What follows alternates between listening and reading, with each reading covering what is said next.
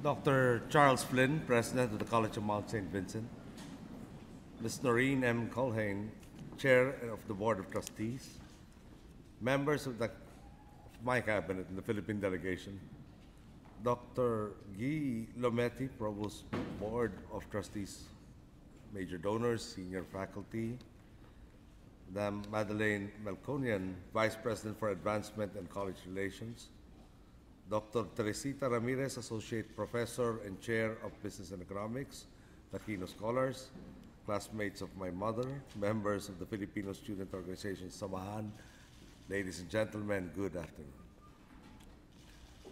A generation has passed since my mother accepted this award. At the time you conferred this award on her, it was still uncertain for many if my father's death would be meaningful or in vain. Our country was still plunged in Orwellian darkness. It was still a place where the propagandists of the dictatorship thundered and shrilled that war is peace and that freedom is slavery. They were wrong, of course, as the apologists of tyranny have always been wrong. What tyranny does is to try to postpone the inevitable, to terrorize and by so doing to crush all hope of humanity recovering its lost liberties. They thought they could crush my father's spirit by throwing him in jail, hauling him before a kangaroo court, and finally, by brutally assassinating him. Instead, his death ransomed our democracy by freeing an entire people from paralyzing fear.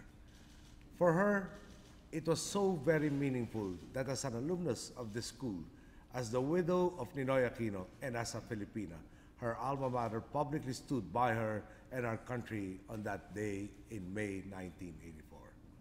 She accepted an award from you, not on her own behalf or my father's, but in the name of an entire people. When she accepted this award, my mother said, what sustained my father and her was courage founded on faith. She talked to you then not about the courage that raises a fist in fury, but rather the kind of blazing and serene hope that will not bow, that will not compromise, that cannot surrender. In 1984, our people turned the tools of the dictatorship, its sham elections, against it by actively competing in the National Assembly elections of that year. By so doing, we began to restore democracy by the ways of democracy, as she so eloquently put it. The world knows what happened in February 1986, when the Filipino people peacefully toppled a dictatorship. In a Churchillian sense, the end of the dictatorship was only the beginning of my mother's calvary for God and country. My mother was called to serve by her country, by nurturing that newly restored democracy. No one was happier or more relieved to relinquish the responsibilities of office when her term ended. But there was no relinquishing her duty to country. Time and again, just as she faced down coup attempts during her presidency, she stood up and faced those who would turn back the clock and turn their backs on democracy. As it was in 1984, so it became in the last years of my mother's life. At times, a lonely uphill struggle against great odds. As it was during the period of dictatorship, so it became in my mother's final years. Those who'd been friends turned their backs on her. Those who'd braved the barricades now focus instead on preserving privilege, power, and wealth.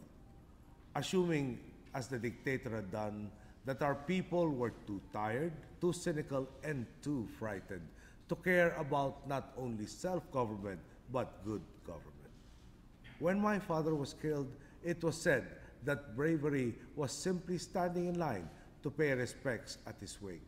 When my mother passed away, what she herself called the defining characteristic of our people, a faith that begets courage blazing with hope, illuminated our country from end to end. Those who had been dripping with contempt for the Filipino people were shocked to find the Filipino cared about my mother, about her faith in our people, about her faith in God. The twin pillars that had sustained both she and her husband. Now, I, in turn, have been called to work with my people to ensure that democracy benefits all Filipinos and not just a few. The clamor for reform came from my people, and my being here to accept this award from you is made possible by them. It is only proper that I accept this honor in their name. In accepting this award, I am humbled by what this medal represents: your solidarity with my people. You stood with us in dark days. You stand with us now in brighter days. The greatest spirit of optimism my people have seen since the fall of Ferdinand Marcos. My mother closed her speech of thanks in 1984 with a prayer. She prayed that the faith that sustained my father and her would sustain our people until the day of their redemption. I stand here as living testimony of people power, the redemptive power of that prayer. It toppled the dictatorship. It frustrated those who would try to revive its ways. It sustained democracy, and now it serves as the bones and sinews of our great mandate for reform. Filipinos saved themselves from slavery to a dictator. They saved themselves from returning to the status of slaves, and they are working mightily today to free themselves from slavery from poverty. A generation from now, perhaps another Filipino will stand here and say to you, I am glad to say that we remain not only free, but are now prosperous. We not only have the blessings of democracy, but are free of poverty. This is my prayer. Thank you and good day.